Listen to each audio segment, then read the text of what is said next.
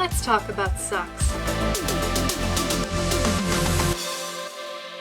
Hey history heroes! I'm Tempest, a public historian and museum interpretation expert, and today we're going to be exploring the absolutely insane history of houseplants. Hominins have always seemingly had an interest in plants, even when they weren't used for culinary or medicinal purposes. In Shanidar Cave 65,000 years ago, Neanderthals may have buried a male in his 30s or 40s on a bed of flowers as pollen clumps from many flowering plants such as yarrow and hollyhock were found underneath his body. This is a highly controversial claim, but a burial site in a nearby country dated between 13,700 and 11,700 years ago revealed 29 human remains, with 4 burials containing clear impressions of various flowers, such as wild sage, that were used to line the chambers. But just when did we make the leap from picking plants for the dead to cultivating them for aesthetic purposes? For this, we begin by looking at ancient civilizations, such as the Greeks and Romans, who cared for a variety of native and imported flowers, trees, shrubs, and herbs in indoor or semi-indoor enclosures. In Greece, myrtle was a popular indoor and garden plant due to its wide variety of uses, as well as how sacred it is to the goddess Aphrodite.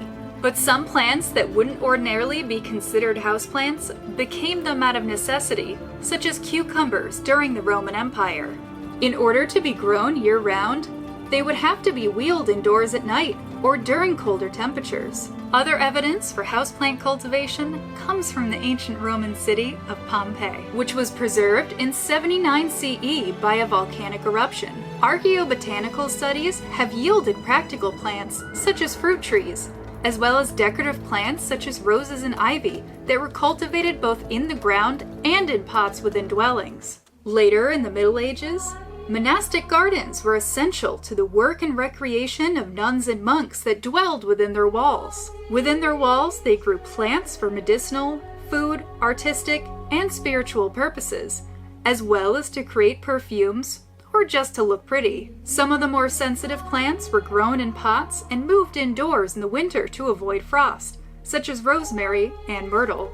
Other plants may have always been grown indoors, either because they were more sensitive to the cold or just because they brightened up a room or smelled sweet. During the Renaissance, exotic plants were a luxury for the upper class, especially in places like Italy where they could be used to showcase wealth and power. This was when citrus trees like oranges, lemons, and limes began to appear in the gardens of the wealthy and powerful. However, they are sensitive to the cold, and thus had to be grown indoors for part of the year.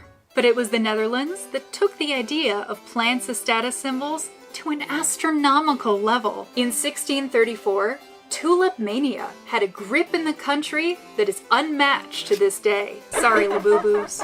Newly introduced to Europe, tulips were a highly coveted status symbol, with streaked tulips being the most desirable. They were grown in gardens and indoors, as shown in this slightly exaggerated painting. Buyers would pay for contracts that promised them tulip bulbs when they were able to be uprooted in their dormant period, or purchase them outright during their dormant period in the summer. But as prices grew exorbitantly high, with some bulbs going for the modern day equivalent of $1 million, the market suddenly became volatile, and just 3 years later, in 1637, crashed, for reasons still really not known to this day. Luckily, there were other plants to hyperfixate on. Exotic citrus, already a popular status symbol during the Renaissance, exploded in popularity in the 17th century, especially in places like Britain. Because it's too chilly to grow citrus outdoors, it was even more of a status symbol, and the owners of great estates and manor homes wanted to splash out on specially built orangeries to showcase their new oranges, lemons, and limes. They ranged from simple insulated structures attached to homes to full-blown separate houses with fountains, seating areas, underfloor heating, and windows and skylights able to be open and closed to create its own microclimate. But it didn't stop there. As gardeners began to realize they weren't just limited to lemons, they started to import and grow other exotic plants that grew in similar, warmer climates, turning a simple citrus room into a thriving ecosystem. Some examples of orangeries are 𝐓𝐞𝐬𝐻, where you can now indulge in delectable treats, or 𝐓𝐢𝐻𝐬, where you can immerse yourself in the original splendor of it all with stained glass and sculptures elevating the space. And as a side note, it makes for a wonderful day trip from London and is run by the National Trust. Not that I'm biased or anything. The Age of Enlightenment during the 18th century brought about a boom of houseplants and renewed interest in exploration purely for the sake of plants. Explorer botanists traveled across the world collecting and cultivating newly discovered plants, either driven by their own desire or paid for by a patron like Louis XVI, who wanted to add exotic additions to his gardens at Versailles. New plants were introduced to non-native lands and were highly prized, to the point where they were even painted alongside the subjects of portraits. Like this painting by Rembrandt Peale of his brother Rubens Peale, with what is thought to be the first geranium ever grown in the United States. It's a fascinating painting, because the plant is actually the focal point of the painting itself, and some art historians say the geranium is actually the true subject of the portrait. But now, we need to talk about one of the most important periods of horticulture history. Fern Fever. No, seriously, that's the name of it. Fern collecting, fern greenhouses, fern fashion, fern art, fern furniture. Ferns were everywhere.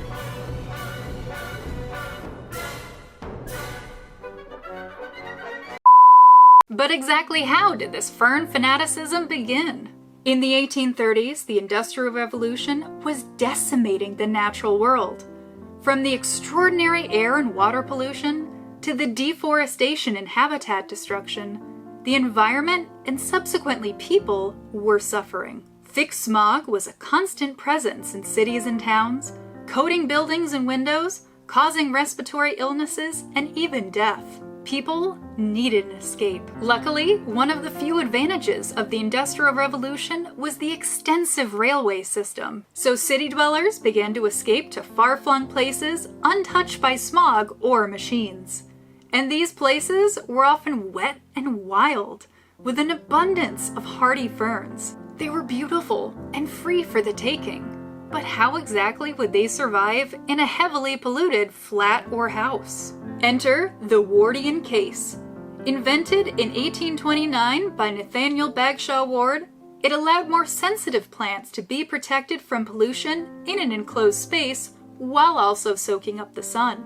It was also ideal for moisture-loving plants. By simply misting water inside, a more humid environment is created. And Nathaniel had specifically invented them for his beloved ferns, so they were perfectly suited for the fern fever that followed. The Wardian case was perfect for transporting and collecting ferns, enabling anyone to be able to collect them and care for them. Everyone from laborers to nobles could have greenery to brighten up their homes and gardens, and their shared interest even crossed classes to form friendships regardless of social standing. Books were published to enable anyone to learn about ferns, and some even became fern dealers, selling native and exotic ferns in nurseries. At the same time, public gardens began adding ferns to their collection. Most notably, Kew Gardens in London began construction of several greenhouses in the mid-19th century.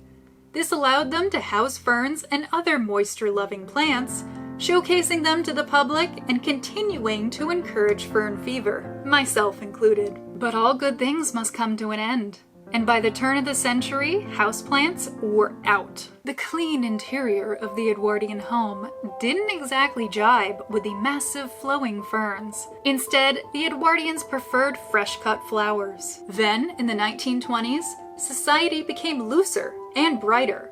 Commercial production of houseplants such as pothos started, and slowly the plants crept back into houses over the next few decades. But suddenly, there was an explosion.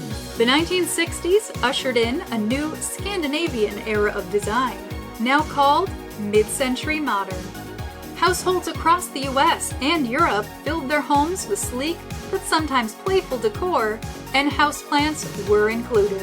One of the most beautiful mid-century modern designs is the atrium.